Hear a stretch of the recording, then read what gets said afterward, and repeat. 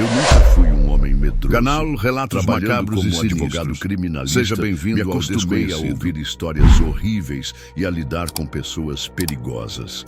Mas nenhuma dessas experiências me preparou para o que aconteceu no meu apartamento. Naquela noite, eu cheguei em casa tarde. Estava exausto, mas algo me deixou inquieto. Uma sensação estranha, como se eu não estivesse sozinho. Fui até a cozinha pegar um copo d'água e, ao voltar para o quarto, meu olhar passou pela janela. E então, meu sangue gelou. Do lado de fora, alguém estava parado ali, me olhando. Fiquei imóvel, tentando entender. Meu apartamento ficava no 14º andar. Não havia varanda, andaimes ou qualquer coisa onde alguém pudesse estar. Era impossível, mas antes que eu pudesse reagir, a luz do meu quarto piscou e ele desapareceu. Achei que fosse cansaço, até a noite seguinte. No dia seguinte, tentei me convencer de que tudo não passava de cansaço ou um truque da luz. Passei o dia no escritório, tentando esquecer, mas a imagem daquela silhueta não saía da minha cabeça. Quando voltei para casa, já passava da meia-noite. Tomei um banho quente e me joguei na cama. Mas assim que olhei para o relógio e vi que eram 3 da manhã, um arrepio percorreu minha espinha. Eu sabia que ele estaria lá. Virei o rosto devagar, prendendo a respiração, e lá estava ele. Dessa vez, mais perto. A luz fraca da cidade iluminava parte do seu rosto, mas os olhos permaneciam escondidos na escuridão. Ele não se movia, não piscava, apenas me olhava. Meu coração batia tão forte que parecia ecoar pelo quarto. Peguei o celular na mesa de cabeceira, tremendo, e abri a câmera. Mas assim que tentei tirar uma foto, a tela ficou preta. A energia oscilou por um instante. A luz piscou. E quando voltou ao normal, ele não estava mais lá.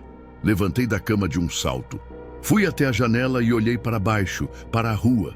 Nada. Eu precisava de respostas. Na manhã seguinte, fui até a administração do prédio e perguntei ao porteiro se alguém já havia relatado algo estranho. O homem franziu a testa e desviou o olhar. O senhor mora no 1403, né? Meu estômago revirou. Sim. Por quê? O porteiro suspirou. Não é nada.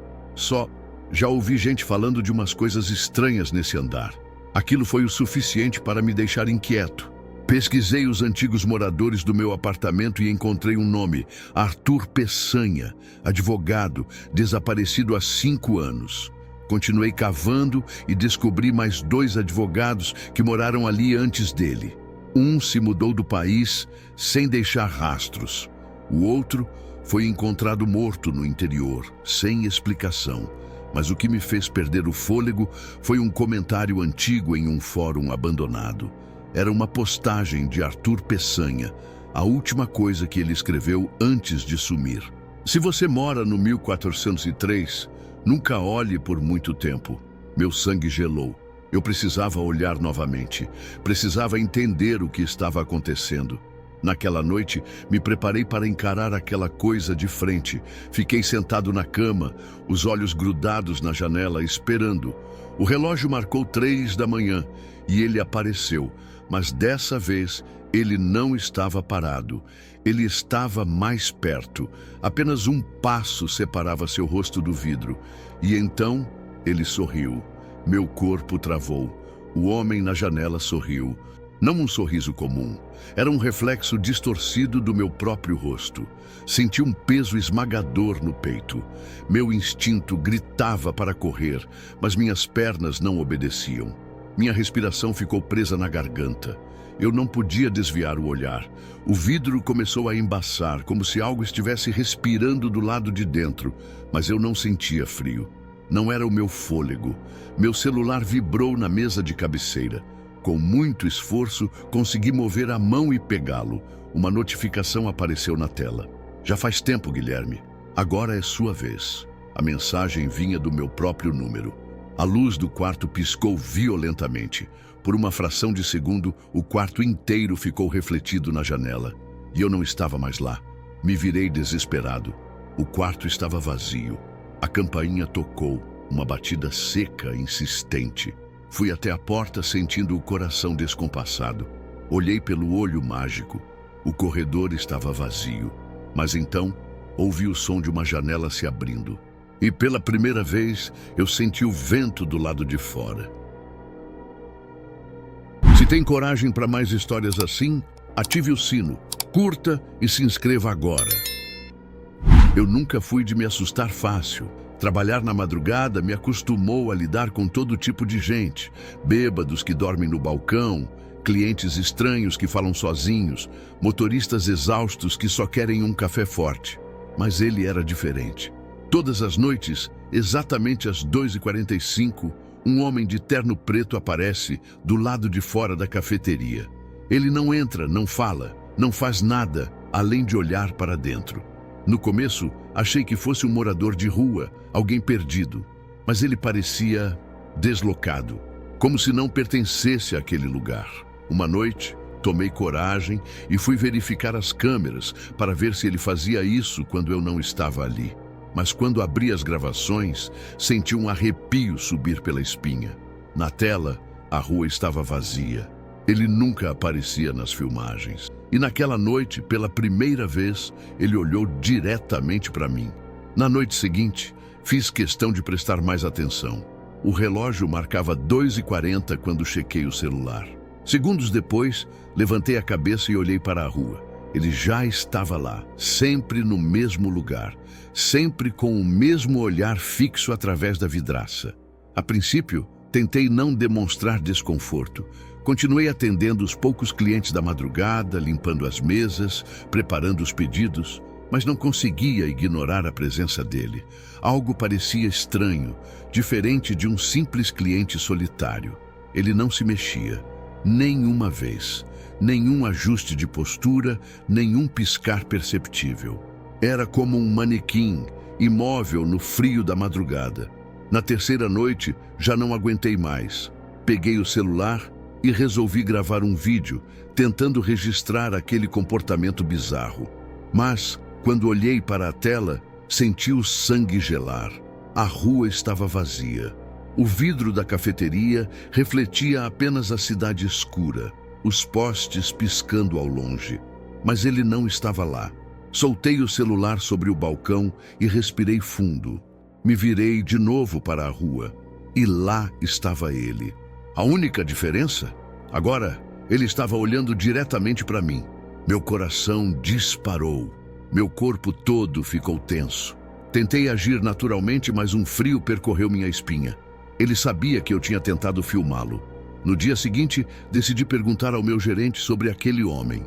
Ele parou de contar o dinheiro do caixa e me olhou como se eu tivesse dito algo absurdo. Que homem? O cara que fica ali fora, toda madrugada, sempre parado no mesmo lugar. O gerente franziu a testa e soltou um riso nervoso. Ele ainda tá aí. Meu estômago revirou. Como assim? Ainda? Ele hesitou por um segundo e desviou o olhar. Esquece. Melhor você não prestar atenção nessas coisas.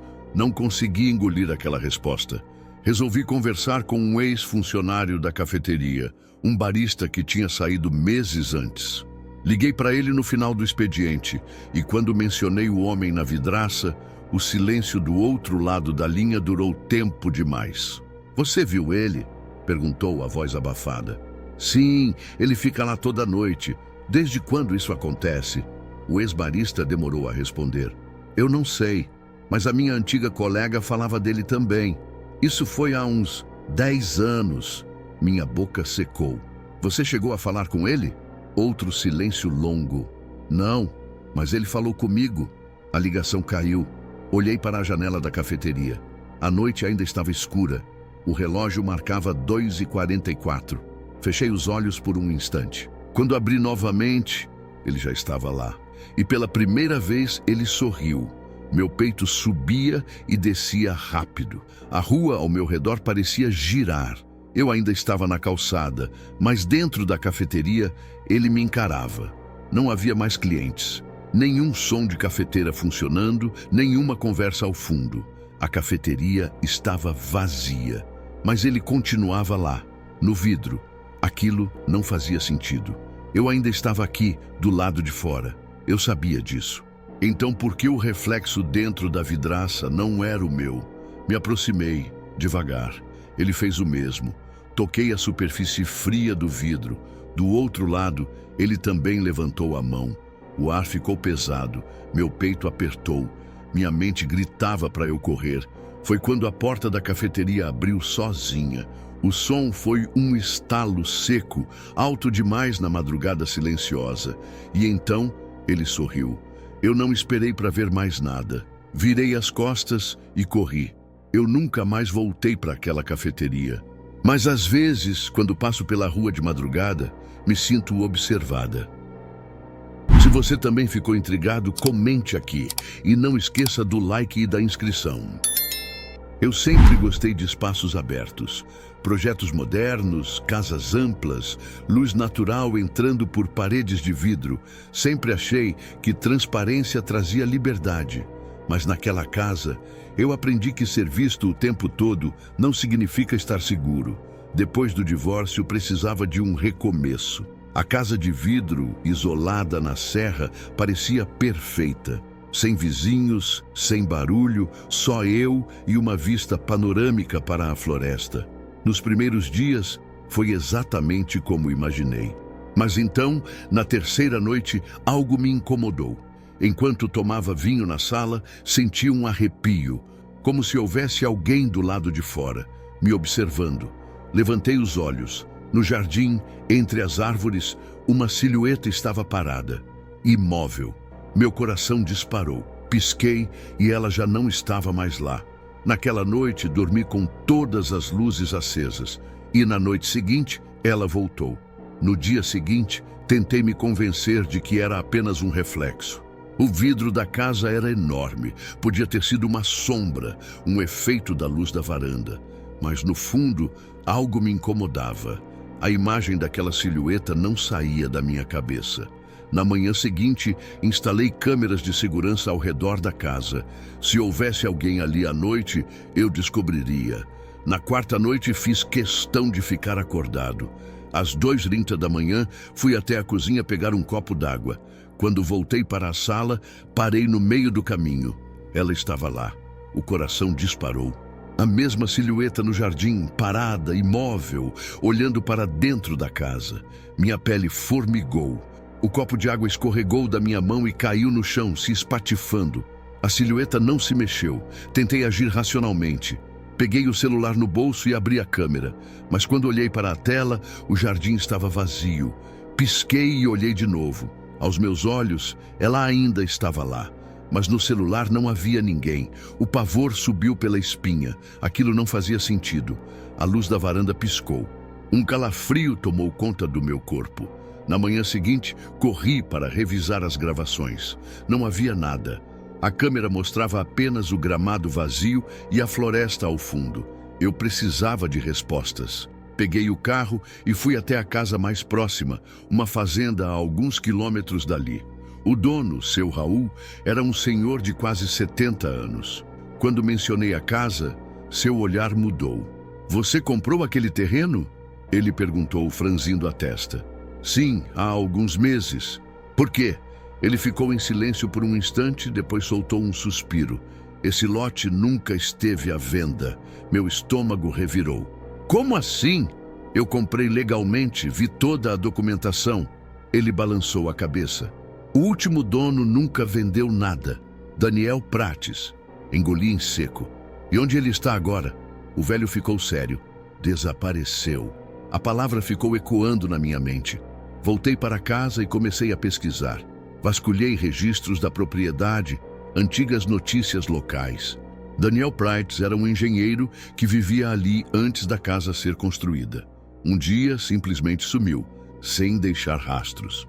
E o que me deixou ainda mais inquieto, sua última localização conhecida era exatamente no terreno onde minha casa foi construída. Fechei o notebook e olhei para a parede de vidro. Meu peito apertou. Eu sabia que aquela coisa apareceria de novo. Naquela noite, esperei. Às 2h30, levantei do sofá, minha respiração curta. A silhueta estava lá. Mas dessa vez não estava parada. Ela deu um passo à frente. O pavor me travou. Dessa vez, Ela estava vindo até a casa. Meu peito subia e descia rápido. Ela estava mais perto. A cada noite, a silhueta se aproximava mais da casa. Mas agora, ela estava a poucos metros da vidraça.